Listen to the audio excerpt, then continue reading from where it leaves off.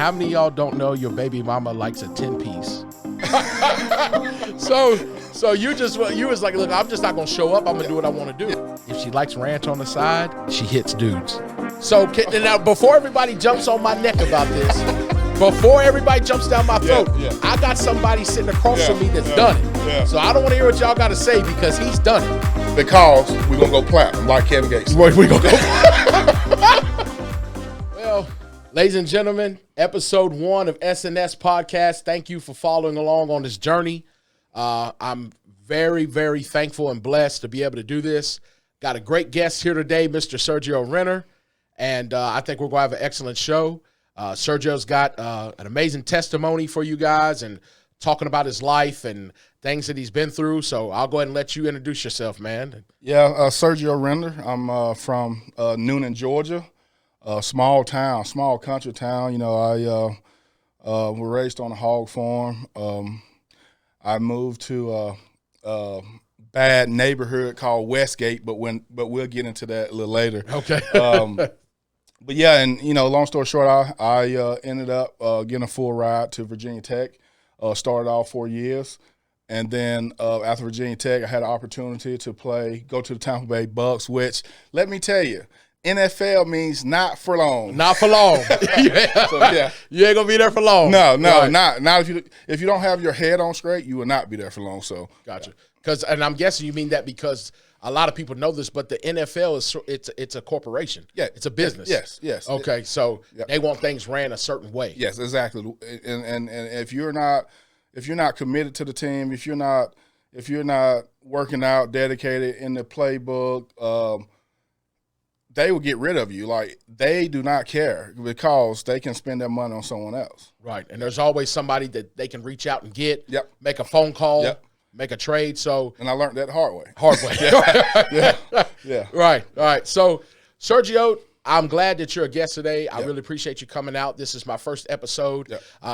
Many people know I've been a guest on Scott's podcast and kind of through the foundation and the creation of that with, from putting you in your place, and now we're at finding your place, and now we're here on SNS. So I really appreciate it.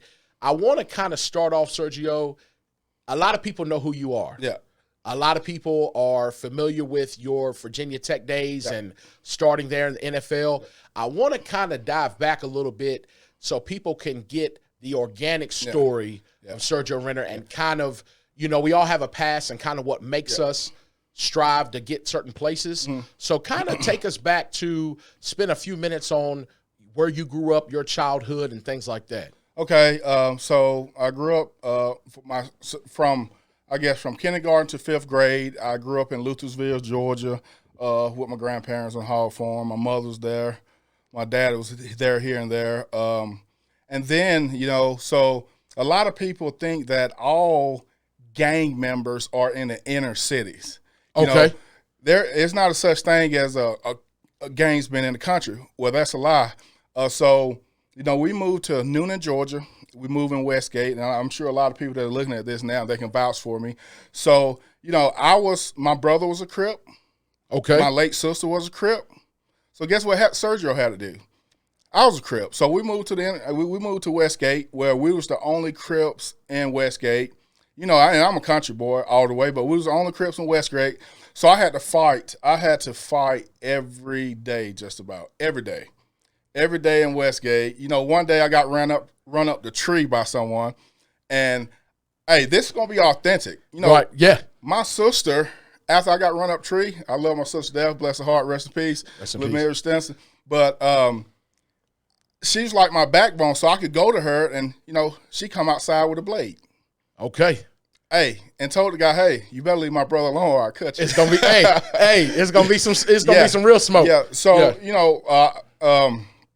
So I had a troubling childhood, and my mother, I love her to death, but, she had some things that she was going through, so she didn't necessarily know how to love her kids, but she loved her kids strong now, and she's doing great. I love you, Vanessa, Diane Parks. But so long story short, I was in gangs. I was fighting. In middle school, a lot of people don't know this about me. I was smoking Newports, Black & Miles. I was forced to do, and this wasn't going to be the kicker, but when they say when I say I thank God for praying grandmother, because a guy named, and I'm gonna put his name out there, I don't care, All right. Buddy Jones. I'll never forget. I was in the back of his Bronco, a black Bronco, and he shoved crystal meth down my mouth in 6th grade. No way. I swear. In 6th grade, he shoved crystal meth down my mouth, trying to make me an addict. And so I've done crystal meth. I've done speed. Of course, marijuana. I've done all those hard drugs at the middle school life. Right. So, and so that led me to gangs, to fighting, dude. I mean, I was so loyal to my group. If you was to look at one of my boys' girlfriend wrong, guess what? It's smoke. Yeah, it's smoke. I was gonna knock you out on the spot. Yeah. You know, and that's that's who I was at that time. So it's so long story short, you know, my aunt and uncle took me in my freshman year. Curry and Eric Jeter, they helped me. My mom's still there. So I started. Well, my freshman year, I mean, I still was a bad child, but this guy named Gaston Green and the late Robert Herring, they begged me to play football. Okay. I wasn't having it, didn't want to play, but they begged me to play football. But I was so much of a knucklehead that, believe this or not, I failed every class my freshman year, including PE, and they give you an A for dressing out. Think about that. So you was like, look, I'm just not gonna show up. I'm gonna do what I want to do. Yeah, I wasn't having it. I was fighting. Right. I was disrespectful to teachers, you know.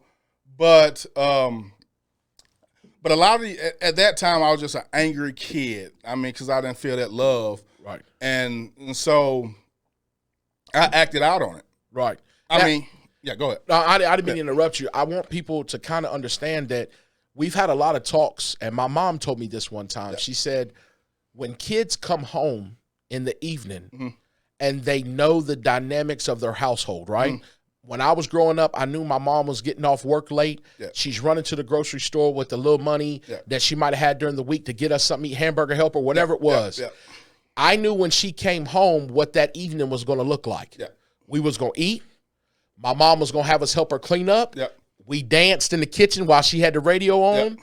And then we watched something together before we got ready for bed. Yeah. A lot of kids do not experience stabilization like that in a childhood, and I think that's what you're getting at. Yes. Because if you have that, you know what every day is going to look like, and it sounded like you did not know what each day was going to look like. I didn't. You know, I was eating a lot of ramen noodles. I was hanging out with friends on Thig Pen Road. I was doing a lot of things. Like I say, acting out, fighting, man, dude. I was a vicious kid once. When I used to get beat up all the time, and one day I snapped. And another thing that made me snap, my mom don't mind me telling this, but so my mom used to get beat all the time, and I used to cry. I used to cry all the time. Yeah. And one day, at 14, I decided not to cry anymore. Right. I took a mug, I hit him with it, and the rest is history. But anyway, you know,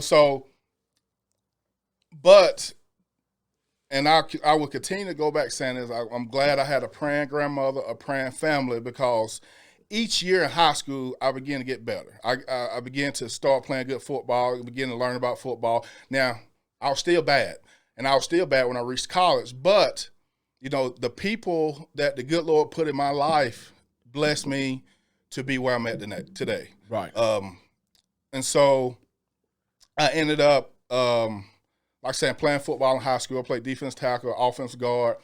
I received a scholarship to Florida State. That was the first scholarship I received. I shook Bobby by the hand and told him, hey, I'm coming.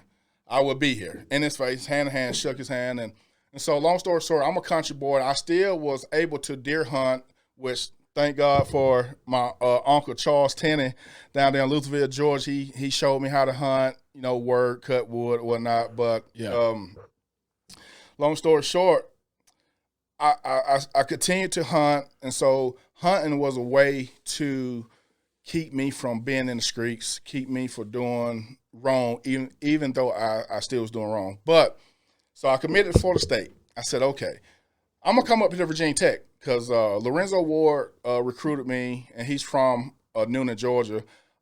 He recruited me here, and they offered me a scholarship. So me being a country boy, love to fish and hunt. I think they staged this. I got to Coach Beamer house, right? Coach Beamer, yeah. Frank Beamer. Frank Beamer house. Okay, at his where he lays his head. Country club. Okay. Right? And there were 7 deer on the side of the house when I got there. And I committed on the spot. It's like they corralled them. Yeah. Hey, they probably put some feed out. Yeah. Right? So yeah. And I committed on the spot, and the rest is history. Yeah. Like I said, I was able to. I came to Virginia Tech, played, started as a true freshman. I played against Glenn Dorsey, B.J. Raji, Calais Campbell, Thomas Davis. I played against all these guys, started all 4 years, and actually, my junior year, I was the #1 guard in the nation. I remember you telling me that. And for people that don't understand what that means, and just to be, I want people to understand the level of competition from coming from a high school, not only getting recruited to a D1 program, but a recognizable D1 program, and how athletic you have to be as a lineman to start at guard. Because a lot of people don't understand the mobility, the agility, the footwork, the level of comprehension that you have to have of what's going on. A lot of people just think the linemen are stationary. Guards is pulling. Yeah. Guards is getting you're getting people out the way. You got to know what's going on. So I want to ask you a quick question because it's been on my mind. Not to bring it up again, but when you experienced some of those older influences in your life, and you said the first time that person introduced you to a hard substance, what type of reactions did you have from that, and how did that, do you think that gave you an escape, or did that give you more of like an unsettling feeling and like rage, like, hey, I know they did that to me, but I don't really like that, So how did that? It was kind of a rage. A rage, okay. Because I knew right from wrong, but I just never had that person to tell me that at the time. At the time that I was battling that situation, and so, real honestly, I didn't know what to expect from that. I know I had different feelings at the time. Matter of fact, when I went to practice my freshman year, I was out of shape, but I don't know what you call it. I was on dope at the time, and so I was out of shape, but I was running out there I could run, I could do whatever, breathing hard, but I never, mentally I wasn't, physically I could feel I was tired, but I could just continue to go because I was on that drug at the time. Right. But I'm glad I experienced that then because I knew this is not for me. Right. A lot of people get addicted on stuff like that, but I never got addicted on it. The one thing I did get addicted on was Newports. And I never forget. Ports. Yeah. I was at the bowling alley, and Terry Moore, Coach Moore, he was the defense line coach at Newlin High School. He's probably looking at this. And he caught me red-handed smoking a Newport outside the bowling alley. Okay. What'd he do? He ran me to death the next week. Yeah, we're going to get it out of you. Yeah. So, but no, man, it's, like I said, it's been truly a blessing, man, to just come from my background, what I've been through. And I'm just giving you half the story. I mean, there's so much stuff I can go over, but, we limited on time. But, like I said, so Virginia Tech, right? And so I was #1 guard in the nation. In the nation. You can look it up. Mel Kiper had me #1. Okay. But Sergio Render was still a knucklehead. Okay. Sergio Render wanted to party and hang out with my friends. Okay. But where are those friends, other than a couple, I still have a couple, but where were those friends when I was going through a hard time and then I didn't make it in the NFL, right? I stayed my senior year. I told myself I'm staying my senior year because I wanted to graduate. That was a lie. I was lying to myself. I stayed my senior year because I wanted to party and continue to hang out with my friends. If I had left my junior year, I would have been a millionaire. I probably would have had a chance to go to the first round. And so my senior year carried over to I was drinking 3 to 4 times a week. I still played decent football, but my level, the way I was playing, it dropped down significantly because of how I partied and treated my body at the time. Right. So Sergio went from a high level to going free agent. Okay, so that's what I was about to ask. Yeah. So junior year, you've got a big support system. Yeah. Your name is buzzing. Yeah. You the man. Yeah. Everybody knows, hey, what are you going to do? And I'm sure at that level, people were reaching out to you, asking you, what is the plan, right? Yeah. Now, at that point, who's representing you at the collegiate level to get in contact with these teams and something like? Can you explain to us kind of how that happens? Like, you're number one guard in the nation. No one was representing me. You know, I mean, I had some good coaches at Tech, but I didn't have that person to just talk to me. Hey, you probably should think about leaving because you can always come back and finish your degree. Right. You have an opportunity to make millions. So, hey, but a lot of coaches, they're not going to tell you that because, and I'm not saying my coach was selfish, but a lot of coaches are selfish because they want you there for your senior year so you can continue to help the football team. Right, because they're looking for championships. They're looking for to build their program. Yeah. But what was my help? Right. After Tampa Bay. So I want to go back into something right quick. So you had friends, you had people that knew what your potential was on the next level. Yeah. And when you said that you wanted to stay for that additional year, there was really no one to advise you against that wasn't a good idea. No, other than coaches saying that's awesome, you should stay and finish your degree. Right, because you got to be a better player, you got to get better, la la la. But if I knew what I knew now, right, because even though I told myself I was going to stay in and finish my degree, right, realistically, I wouldn't have been able to finish my degree that year because I still had several classes I need to do. So, long story short, if I had left my junior year, I still could have came back and finished my degree because even when I stayed my senior year, guess what I had to do? Come back in 2014 and finish my degree. Finish your degree. Yeah. So we always say, and if you're anything like me, you go inside all the time, right, and find out, how could I have done that better? Derek, why'd you do this? Why did you do that? And you're talking to yourself almost in third person, right? But I call it just check it in with yourself. So when you're doing that and you're analyzing and you're saying, man, I would have had to do that anyway. I would have had to come back for my credit situation so that I can get enough credits to graduate. You really looked inside yourself and realized, hey, there were other reasons that I decided to stay. Were any of them because you were nervous about the next level? Were any of them that you were unsure? I wasn't nervous. My thing is, I love people, right? Okay. I love my friends. I love hanging out, partying. And I knew a lot of the guys was coming back for the senior year. I just loved people. I wanted to continue to party and hang out at Virginia Tech because I knew after that, that's going to be, that's over with. That's done. But, and I'm not, so good Lord has a blessing for all because let me tell you, if I had went to the NFL, I would not be married to my wife now. Love you, Leslie Render. Yeah, I had to give you a shout out. Shout out to Leslie. Yeah, we're expecting a baby in July. Congratulations, by the way, baby girl, right? Yeah, baby girl. Hey, man, so congratulations. That's a blessing. So I don't regret anything. So don't get me wrong. Now, I talk about it, but I don't regret it because I'm where I'm at today. Gotcha. Now, you mentioned Tampa Bay. Yeah.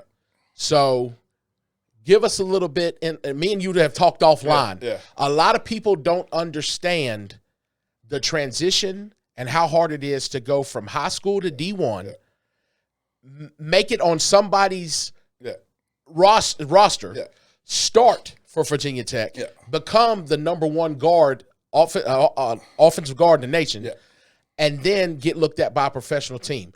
Tell us a little bit, and here's what I'm going to say, and I'm not going to hold this back. I have looked at the NFL combines and things like that. I played football in high school, and my mom had a serious conversation with me. Right when I graduated, I kept talking about football. And she said, baby, I'm going to be honest with you. You're not playing at the next level. I needed somebody to tell me that so I can let that go. That wasn't going to happen. I compare what they do to certain players in the NFL, the way that they look at the guys, the way that they critique them and analyze them. It's almost like slave trade. Yeah, it is. So now, before everybody jumps on my neck about this, before everybody jumps down my throat, I got somebody sitting across from me that's done it. Yeah. So I don't want to hear what y'all got to say because he's done it. Can you please explain to us, as a black man, we make up 75+% of the National Football League. Can you explain to me the process and explain to the people of why you can almost look at that like it's a slave trade to tell these people what they do when you're being evaluated for the NFL? Well, a lot of you have so when I went to the East West Shrine Bowl in Orlando, you have all these extensive meetings with coaches trying to figure out your personality, who you is as a person. But what was weird to me, they measure your fingertips. They measure your hands. They measure your arm length. They measure when I walked out on stage in front of 32 team scouts at the East West Shrine Bowl in my spandex, I felt like a naked little boy. As a grown man. They made you walk out into a room. Yep. In the auditorium. Oh, I'm sitting up high. Yeah. And most of these men, and they're bringing y'all out one at a time. Yes. Which is my connection to slave trade. Yeah. Because back in the day, they would bring black men and women out, and they would analyze their muscle tone, their build, and they're looking at them for the potential of the work that they can produce. And it's the same the same thing. They're looking at you for the potential of the work that you can produce for them, right? Yeah. So exactly. I'm sorry to cut you off. No, you're fine. So, and so you come out there, you have all these guys, they're going to analyze you. They're going to look at your body and say, oh, yeah. They can look at you and say, hey, yes, he's been working out. No, he hasn't been working out. He has a little bit too much fat. He needs to work on this. And so they know everything about your body, and they have all your medical. I mean, a lot of them knows your medical record because they have to check your needs, your surgeries, and all that. So, right. Hey. This is an investment to them. It is. Yeah. Right? Yeah. So, and this is going to the highest bidder. Yes. So basically, all these people out there with their clipboards. Yep. They're writing notes. They've pulled information on you. Exactly. You're meeting people that you've never met before that know more about you than almost you do. Exactly. Right? Yes. And they are sitting there, and you're standing there getting evaluated. And this is not even into the part where they're doing any type of physical observations. This is all just you standing there. The reason I brought that up is because we have a small group of black owners. And I'm not making this a racial thing. Please understand that. I'm just showing facts. We have very limited black owners in the NFL. We have very limited people who are outside of ownership that have anything to do with the NFL that are people of color, except for the fact that we have a large contribution to professional teams, especially the NFL, and the success of this corporation. So these men, after the evaluation, and mind you, everybody, they're bringing up how many men do you think had to stand on that stage? You probably had 50 at least. 50 at least. Yes. Right. Yeah. One after another. Yeah. And punters, kickers, it doesn't matter. Right. Everybody's going up there. Right. Yeah. So after that, did you have anyone there with you that was advising you on things to do right? Was there a representative? Did you have an agent at that time? Did you have anybody that you could reach out to say, hey, man, I didn't know that. That's kind of made me uncomfortable right there. You know? Yes, I did have an agent, which is Michael Perry, where he was absolutely awesome. Okay. Michael Perry was probably the best agent that was for me because he was a family person. And he was there. I could call him for anything. He could give me, advice if needed. But then again, I tell people all the time, because I'm not trying to make excuses. The reason Sergio Render isn't in the NFL is because of Sergio Render.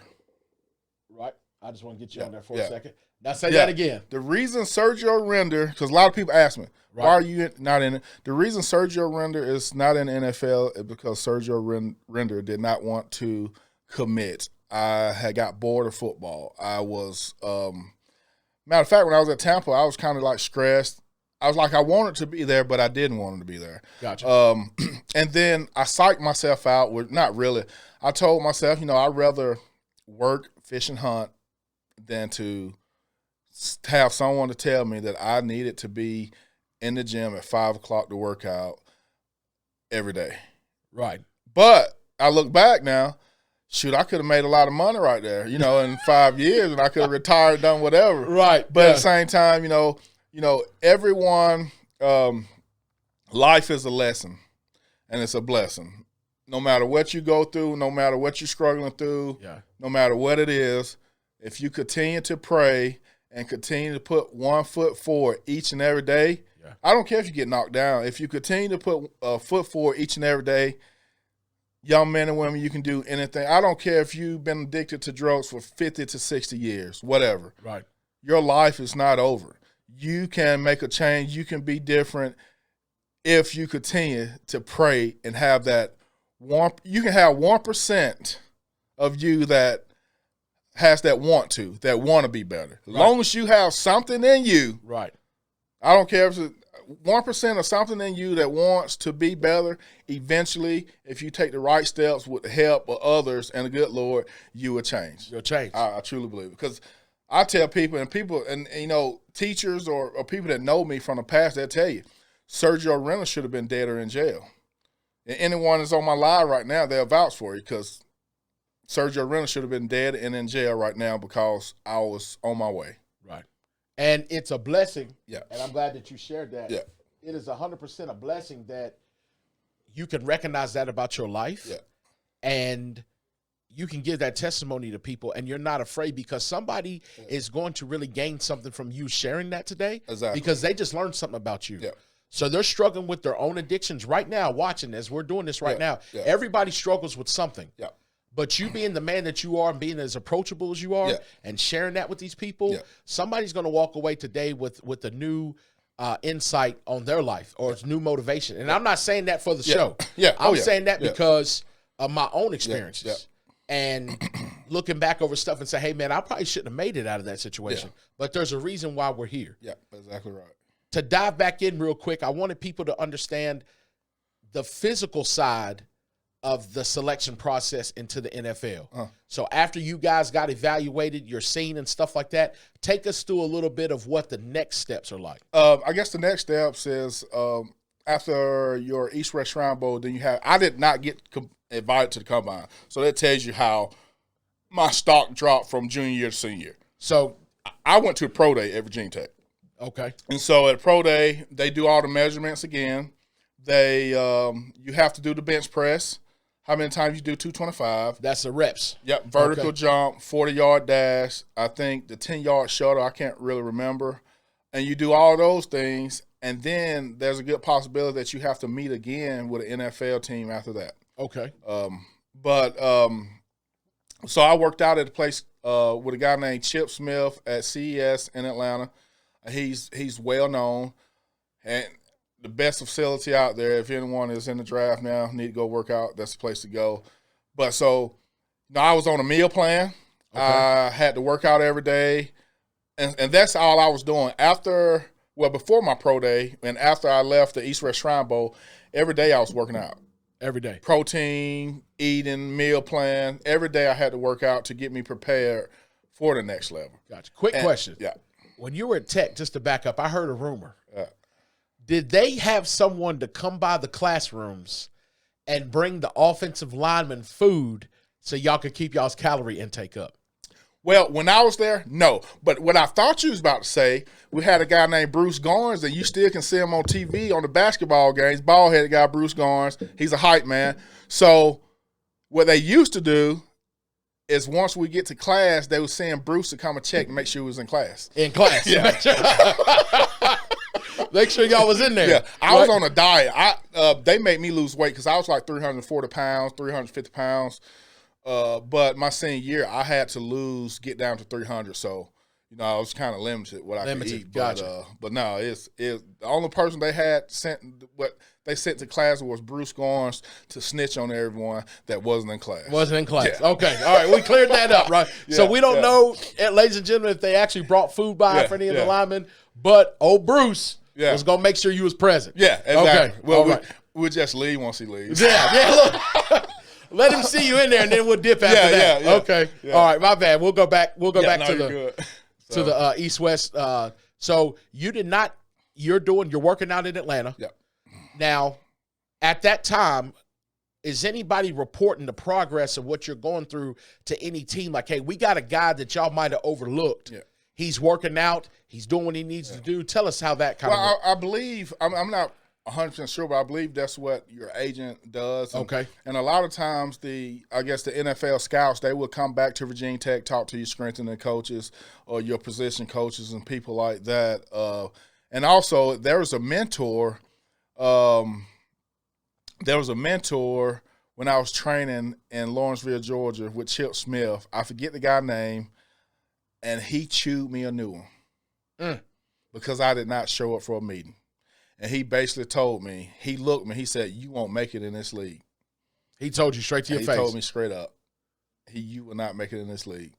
Because that's how important, not just playing, but there's other aspects that, like we talked about, that go into that. And I guess he's saying, like, look, you can't do your own thing. Yeah, exactly. So you have to do it the right way, especially with me, because I went from first round to free agent, right? Right.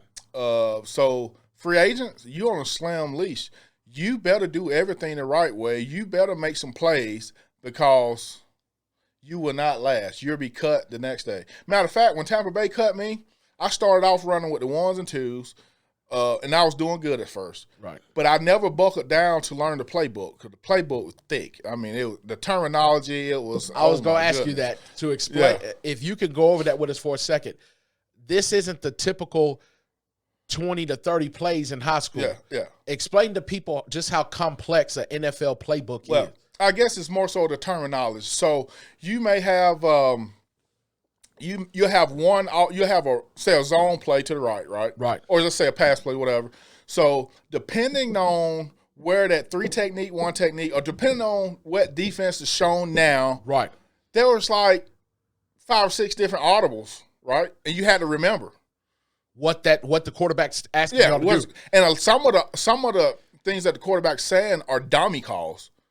But I did not really know the playbook at all, so if they said an odd number, I was sliding to the left. Right. So you didn't know if they was calling a dummy call. Check. Yeah. You don't know. You're just going a direction. Yeah, because I did not buckle down and learn that playbook like I was supposed to. Right. Which that's on me. Right. Because I partied too much. Right. So the quarterback defense is getting set. Hey, this tackle's he's on my shoulder. He's in a 3. Mike's right. There's linebackers coming up. Mike will cross, all these different blitzes. And so they have so many different checks for depending on what the defense is about to do. So you got to know. You better know. If you don't. Because you're going to step the wrong way, let somebody through. That's it. Because I was better than the guards that was there. That was the rookie guards that was there. And I thought I was better than some of the starters, but the difference is the guy was he was in the playbook and he learned the playbook. He wasn't a better player than me. He just knew where to go and what to do. Because I remember 2010, once I got cut, I think Tampa Bay played Atlanta Falcons in Atlanta. That guy, he was a starting right guard. I forget his name. He gave up like 5 or 6 sacks. Goodness gracious. Yeah. Starting, yeah. And he started for Tampa. Continue to start. I think he finally got cut out. I mean, I think he stayed there the rest of the year, but Atlanta Falcon game, that guy gave up like 5 or 6 sacks.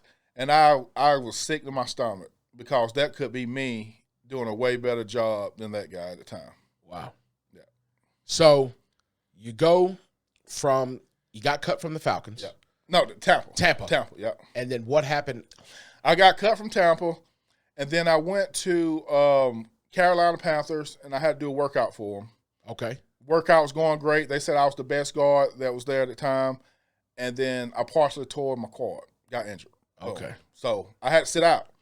And then as a knucklehead, which I believe I would have made the Baltimore Ravens team, but this is what I've done as a knucklehead. So I'm not going to disclose the buddy. So I had a buddy that wanted to smoke a joint before he dropped me off at the airport, right? Okay. Guess what? Sergio was late to the airport. I missed my flight. So this is how the NFL works. I called a guy, my point of contact for the Baltimore Ravens. Said, hey, I missed my flight. He said, okay, that's cool. We're going to go with the next guy. I hung up. Boom. Dead. Over with. Nothing. Yeah. You missed your flight. Yes. You called to let them know that. Yes. They didn't even know why you missed it. Nope. They you didn't got care. bit by a dog. Yep. You got hit by a car. Yep. You're sick. Yep. Family. Yep. He didn't even ask. Nope. He said, we're going with another guy. Yeah. Sorry. We'll go with someone else. And hung up.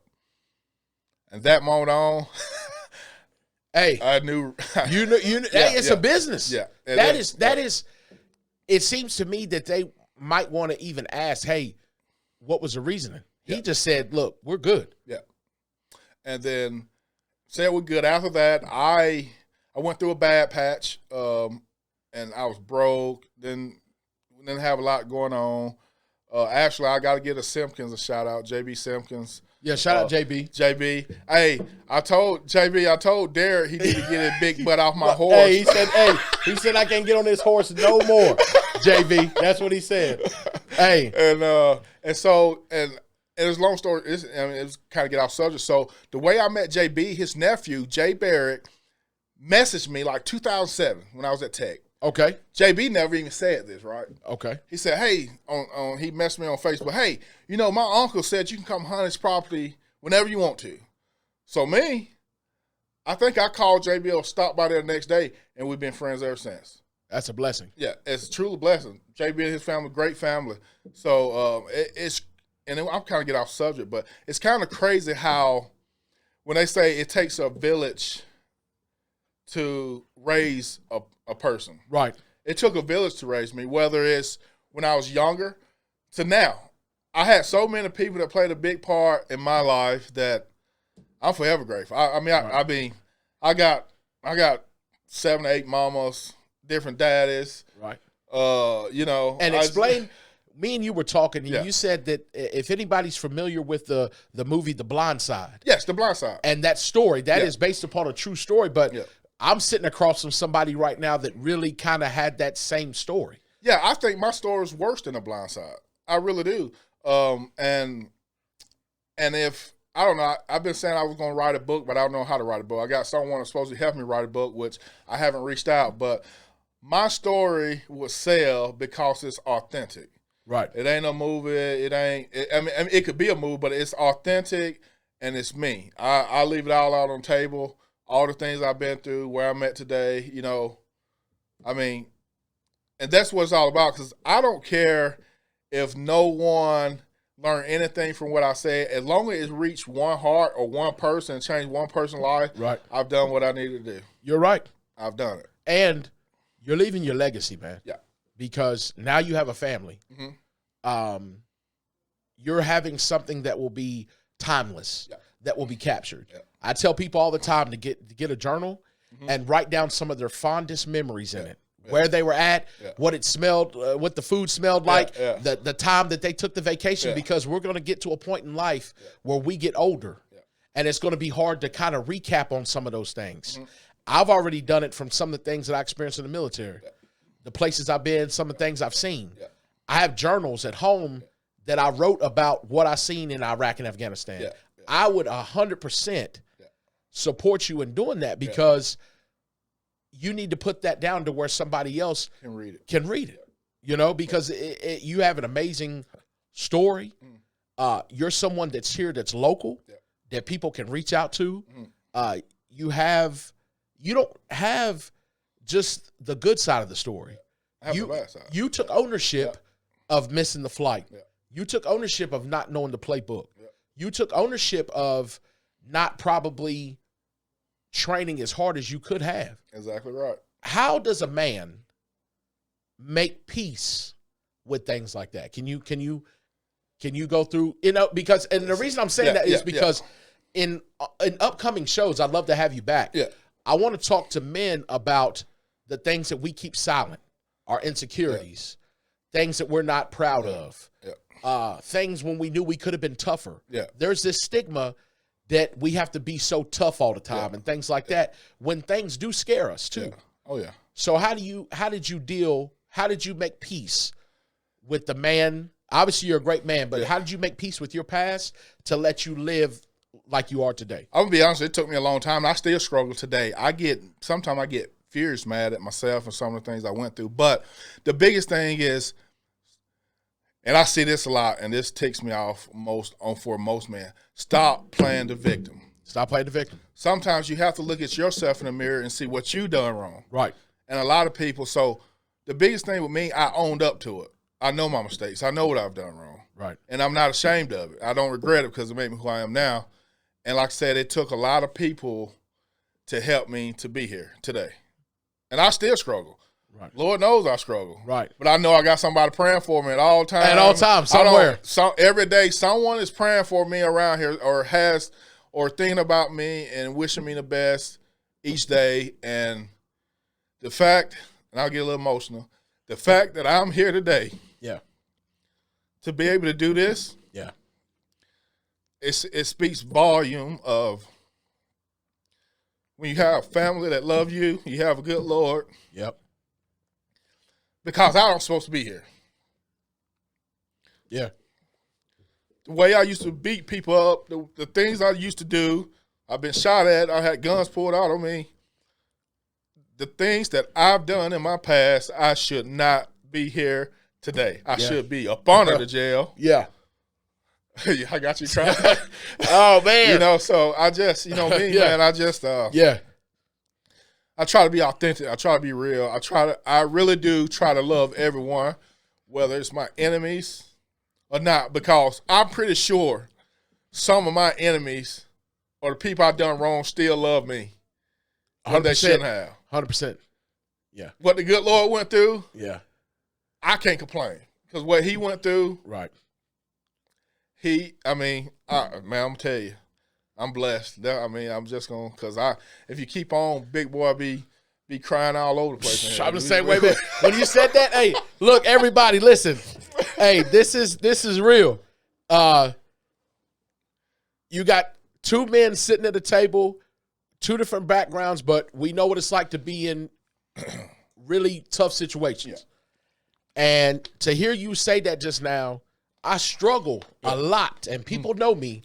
I struggle a lot with the fact that I'm still here. Because there was a lot of situations that happened to me that survivor's remorse is what you're feeling.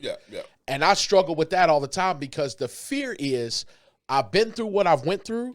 I'm still here, but what's the future look like? Yeah, exactly. So that's what a lot of people still struggle with. So when you said that, like, people still praying for you, I know that that's the reason that I keep some of our sanity. It's the prayers we don't even know about. Yep, exactly right. There's people in my family that are praying for me, and I don't even know about it. And those prayers are reaching the right place because there's a moment where you'll feel some relief. You'll hear a song and you're in your truck vibing to it, listening. You know, I listen to that country music. I love it too. Hey, listen, I love country music. But I just know, and I want to show other men that it's out there right now. There's a tough man who's in tune with how he feels, who has made peace with his past and has accepted the things that you've been through in order to push forward. So I want men of any color, creed, or whatever to understand there's nothing wrong with being in tune and tapping into how you feel and sharing that with people. Don't ever let someone make you feel less than for being emotional in a moment. I'm not talking about like falling apart. I'm talking about being able to connect with you. Yeah, exactly right. So I just want to let people know that because there's a lot of stigmas out there on how you should be. But I think the way that you want to be and what you want to share, however you articulate that, and you did it well. People need to see that. Oh, yeah. You're exactly right. And it's a battle, dude. Let me tell you. So I tell people all the time, I say, look, I'm nice. I'm a nice guy. I never want to fight anyone. I don't want to go that route. But that Sergio is still inside me. He just caged up. Yes. And I pray that a guy no one ever takes me there. Right. Because we're going to go platinum like Kevin Gates. We're going to go. So, but I just try to stay even keel. Even keel. That's what I have to. I have to. I feel the same way because I feel like I'm the same way. I feel like I got the biggest heart in the world. But one of my biggest fears is not being able to protect myself. And if you put me in that position where I have to protect myself, I don't know anything less than 100. Yeah, exactly. And Agreed. the thing that bothers me is I never want to go there. Yeah, I don't. I do not. I don't want to go there. I'm telling you, I'm not ashamed to say this. So, I worked for your dad at Arsenal as a supervisor. Right. That was one of my decisions to leave the Arsenal because I had a couple of them knuckleheads that almost took me there. That was trying to wind you up. Wind me up. The way they talk to you. Right. And I was like, I have to make a decision because I'm like, either I'm going to get fired or I'm going to put my hand on someone else's child because you got some of these kids out here that think that they can talk to you any kind of way. Right. And so I had to make the decision, and I left a job of 6 years to go sell insurance for Trust Point Insurance, and that's been the biggest blessing and the most amazing thing I could have done for my wife and I's life. So you left, and I'm saying this like me and you haven't talked. Yeah. But just for the people, yeah. You left stability. Yeah. You left something like that like the back of your hand. Yeah. You left comfort. Yeah. And people say in order to be comfortable, you have to get uncomfortable. Yeah. Right? You're exactly right. So you took a route that was a risk. Uh-huh. Me leaving something that I know is guaranteed to go to something that's unknown. Yeah. And you did that not necessarily for a paycheck. Yeah. You did that for peace of mind. Peace of mind, family, and, the swing shifts and all that stuff catches up on you. But, it was an opportunity. I looked at it as an opportunity. At first, I was like, dude, what are you doing? Are you crazy? You going to the insurance business? That's insane. But the company I work with is so different than a lot of other insurance agencies. Okay. Yes, are. Family oriented. Everyone's great. I don't have to be in the office every day. Okay. If say for instance we have a medical emergency or anything like that, they are understanding. And some people got to realize you have to surround yourself with a place like that. Some people right now are at the Arsenal, at BAE, that needs to leave to have a healthier lifestyle, but they are scared to get out of their comfort zone. Now, you mean healthier lifestyle, you mean mental health. Mental health. I'm not talking, that physically. Physical too, but there's mental health. Mental health. Okay. Some people is probably at that place that I know for a fact they need to leave for mental health. But they've been there for 20 years and they're like, well, there's nothing else I can do. Yes, there are other things out here you can do. It's going to be hard. The insurance business is hard for me, especially cold calling and stuff like that. But you just have to be authentic and continue to put 1 foot forward, and then everything else will work out in your favor. I'm glad you said it because I know, and this is something else we could talk about when we have more time, there's such a large group in our community that don't know anything about life insurance, that don't know anything about how to pass that generational wealth down. And I'm still learning myself. Right. And I've been there for 4 months now, but it's so many different policies and procedures when it comes to insurance, man, that it is insane, man. Like, right. I thank God that I'm licensed now. I passed my property and casualty. Hey, congratulations, brother. But let me tell you, I was sweating bullets. Yes, sir. That anxiety is real, like testing and things like that. That anxiety is real. It's very real. Yeah. I never really knew what anxiety was until I started working at Trust Point Insurance. I had to do my first cold call. I can talk to anyone. Anybody. But, dude, I get so much anxiety when I'm having to cold call someone. And it's strictly because I generally want people to like me. Right. I don't want to be hung up on. Right. I want people to give me a chance. I don't want to make people happy. Right. And whenever I feel like I can't do that, it drives me nuts. Gotcha. So, but yeah. Yeah. So, just to recap for a second, taking that step to leave something that you know, and obviously I know your wife was very supportive. Yeah. She probably already knew that if you thought about it, it's probably what's best for you, right? Yeah. And that's a blessing in itself right there. And it's still scary. Right, yeah. But, it's still an opportunity, and I'm fortunate to work for a great company. And like I said, my wife supports me 110%, even in this fishing, hunting, she supports me, which I spend too much money on fishing, let's be real. And, Right. But she supports me, Right. And I want to let everybody know, we've mentioned certain things. This man has so many talents. We haven't even been able to get into all of them. He is a sponsored fisherman. Well, so to say. So I get, I have like a sponsorship with Nick when they give me like 45% off and some other things. Right. He fishes professional tournaments. Yeah, some professional tournaments. Yep. Professional bass tournaments. Fishing Angler Choice this weekend. Weekend. I've been doing a lot of donating lately. I mean, I haven't broke even yet. Right. It's the thought that counts. It's thought that counts. This man is an angler. He is also a great outdoorsman.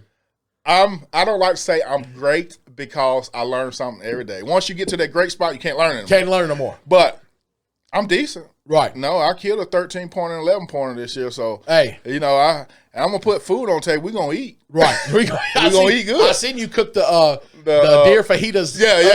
Yeah. This man can cook too. Yeah. So I wanted to get with you, man, offline. I haven't been hunting since me and my dad went when I was a kid. Yeah. And I think it's important to know how to dress a deer, how to do all those things. You know what I'm saying? Because we may come to a point where that's what we got to do. And not to get on politics stuff, and I'm not going to get on politics, right? That I want to have you back because they don't know. The people don't know how you feel with your political affiliation. Oh, yeah. And I do. Yeah. But I want to have you back. Okay. But I'm not going to say anything about politics. I'm just going to say the world we're living in now, you better teach your kids or learn how to live off the land and kill your own food. And grow it. I'm going to tell you that now. That's the way the world's going. Okay. Because the ones that don't know how to do that, I feel like they're going to take a step back. Right. So, and I like to say country boys can't survive, Right. I can skin a buck. I can run a trout. Yeah, I can do it all. Yeah. Oh, man. Yeah. No, but I think that is important because those are invaluable skills. Yep. If you can, and your daughter's going to be hunting, fishing. Those are invaluable skills, man. She's going to be one of the baddest female hunters out there. About here. I already know it. By the time she's 10, she'll be out there killing, scanning, cooking, and doing it all. See, and you got to think about how many kids could really benefit from something like that and having somebody teach them. My cousin Aiden, his grandfather, Ray Moore, works at Arsenal. Yeah. Ray, just like you, hunts, fishes, knows everything. Instilling that into my cousin from a young, and that's all he wants to do. And that's a good thing. That's a good thing to keep you out of trouble. Right. Yeah. And now when he gets to become a man, that's a skill. That skill is going to be passed through so many generations just because somebody took the time to show you that, to show Aiden that. You know? Exactly right. So, I mean, that's amazing. Weston, how we doing on time? Okay. We'll take a few more minutes. Okay. I'm thankful that you could come today. I want to have you back again because there are 4 or 5 shows that we could do stuff we've already talked about. Oh, yeah. You're exactly right. You know? Yeah. So the next presidential election, I know you're going to be riding the red wave. Riding it. Riding it. And I hope whole Southwest Virginia, North Virginia, Richmond, we're going to be, I hope everyone riding that red wave. Riding that red wave, baby. Hey, they'll be calling me a coon after this one. We might have to edit. Riding the red wave. Man. Hey, listen, I just want everybody to know. The reason I said that is because I think it's great. Me and Scott go back and forth all the time. I think it's great to have that freedom of speech and to let people know where you stand. Yeah. And that's a different perspective. But here's the thing. Whether you're Democrat, Republican, whatever you are, right? We have to learn how to agree to disagree and still love each other. That's the problem I have with politics now. Right. People hate me because I vote Republican. Republicans hate Democrat because they vote Democrat. Dude, everyone is not meant to be on this world to agree on everything. If we did, you'll never learn anything, and everyone be stuck on stupid. Right. You have to learn how to agree to disagree. Right. Hey, and carry on, baby. And I like the fact that you can post how you feel. Yeah. You're not afraid to welcome a conversation. And every time we talk to somebody, we learn. Yep, exactly right. So every time that I talk to someone and they ask me, Derek, why do you not support X, Y, and Z? Yeah. It is not just because I don't like so-and-so. Yeah. I have my own opinions, not saying they're right, but I have my own opinions, right? Yeah. And I think it's great to be somebody who can be in the position that you're in and share your insight of why you are supportive of the red wave. And everybody knows, everybody knows what red wave is. But, even if there's, no matter who's in office, I try to support anyone. Right. With some are harder support than other. But the biggest thing I want to tell people, with all this black, white, this racism and all this, look, I saw something today and I posted about it. And the guy said, so what color is your spirit? My spirit? Yeah, what color is your spirit? I would hope that my spirit would be transparent, that it would be accepting of, you know what I'm saying? It's not a color. It's not a color, yeah. Okay, then I'm going to ask you, when you bleed, what color is your blood? Red. Okay. We might have two different, I might be O positive, you might be AB, whatever, but. Where did your body come from? From the earth. The dirt. Yeah. White dust, black dust, and at the end of the day, what everyone bleed? We return back to the dirt. Turn back to the dirt? Yeah. And we all bleed red. Right. And that's it. So we're all the same. Right. It just depends on how you was raised. We are taught to hate each other. That's 100%. I don't even want to get in that can of worms. But I'm saying, if you sit around the dinner table and the most important people in your life are preaching rhetoric to you, that is what is instilled in you. My mom always told me, children learn what they live. Yeah. She had a picture on the wall. Yeah. I wasn't raised in my household to have a bias, to have prejudice. My mom wasn't going for it. Yeah. So she told me, Derek, the only way you're fully going to experience things in life is having a diverse group of friends. Yeah. That's how, and I've always had that. Yep, yep. I can talk to anybody. Yeah. And so that's why I don't understand, like, a lot of the stuff I see that, when they talk about racism, this, or I've been treated this way by the white man or that. And I'm not saying it never happens, but here's the thing. If some of us doesn't give the other culture a chance, some of us would not open the door to feed a white family. Some of us would not open the door to feed a black family. Right. And guess what? That is the problem. That's the problem. That's the problem. I also think that the climate, me and Scott talked about this, the climate of our nation, everyone's at a heightened alert level. Yeah. Right? We have other things we can't control that are going on. Yeah, agree. But until we can have uncomfortable conversations, right? I think that it's the same thing like you just said. You may invite me over for dinner because, that's Derek. I know him. He's funny, But would you have done that same thing if I don't make you feel comfortable? Exactly. Right? Yeah. Because I make you feel comfortable, it's more inviting. Yeah. I agree with you 100%. Yeah. We have to get to the point where we have those uncomfortable conversations, and then I can see that, hey, John isn't a bad guy. Yeah. Yeah. Kate isn't a bad girl. Yeah. We have differences. We were raised differently, but racism is taught 100%. Yeah. You had to pick it up from somewhere. Yeah. Kids in school, they don't even know what they just know that we're playing and they're pulling each other's hair and doing this and that. Yeah. They don't know anything until somebody instills that in them. I agree. Hey, that guy, I don't want you hanging out with him because I think that as a whole, the group of type of people that he's associated with is bad. Yeah.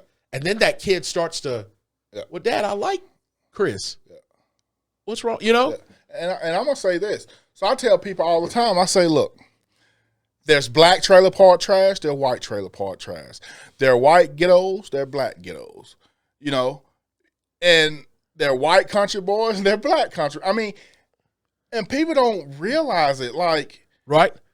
And we're not going to get on talk about the N-word topic. No. We're not going to get on that topic. But some guys was raised around majority of their friends are black.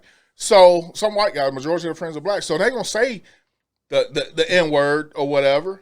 But we get mad, but we put it in our songs. And I'm going to leave it as that. You have to get ready to say something. Yeah. I think that the music industry as a whole, if you look at how influential hip hop culture is, hip hop culture, and people gonna get mad at me for this. I don't care what y'all say. Yeah. Half of y'all's favorite country artists right now are influenced by hip hop culture. Yeah. Listen to the songs. Listen to this. Ain't outlaw country. This is Kane Brown. Listen to the slang. I don't listen to Kane Brown. I'm just saying, but some people, shawty, where you come from. Hey, the flow. You cannot tell me that some of these songs You're don't. right. And I'm just saying, the culture is so infectious. Yeah. People love the culture. Yeah. They just might not love the people. I think as a whole, the music industry, and I don't want to open this can of worms. The reason that if you said something anti-Semitic in a rap song, it'd be pulled. Yeah. If you said something anti LGBTQ, I don't know. I'm sorry if I butchered that. I'm sorry. I'm sorry. From that. I'm gonna get. I'm sorry. LGBT. I don't know. Yeah. If you said something anti-Semitic, anti that, and it would be pulled. Yeah. If you say the N-word, if you say something like that, they're going to push that because that only increases more division, devastation. They have no issues with that. Actually, they push it. We want you to talk about these things in rap songs. And guess who the owners are of these labels? It ain't us. No. So they have no issues with us, with people putting that type of stuff into music because they're used to that and they think that it sells because look at what happens in certain inner cities and stuff like that because of that. They're not going to pull that music because it's moving too fast. The culture's moving too fast. But I just wanted people to know I love country. Oh, yeah. But hip-hop culture is in every nook and cranny in this world. It is. Everywhere. And people may not want to admit it, but everybody pulls something from that. Sergio, you know where the original term cowboy came from, don't you? I don't know. Okay, so back in the day, the first cowboy was black. Black, Yeah. right. And it was a very positive thing. Yeah. Until some people saw them, they're like, hey, they should be riding and doing this and that. Yeah. They need to be in charge of this. Yeah. So then that term went to something that was a lower class, and now it's positive again. Yeah. And a lot of people don't know that. So just certain things, and I want to have you back. I don't want to go over too much on time. All right, we'll definitely make it happen. We got so many things. Thank you for coming today. Everybody, this is SNS Podcast, episode 1 with Sergio Render. Thank you for being a guest. Thank you guys for supporting and tuning in. Episode 2 will be coming soon. You'll be able to find this on my YouTube page. We'll post the links, Spotify, iTunes. We're going to get this to as many places as we can. And if you would like to be a guest, please reach out to me on any of my social medias on Facebook or Instagram and leave me a message, and we'll try to get you scheduled on. Sergio, man, I know you touched some people today. Thank you, and love to have you again, man. Yeah, man.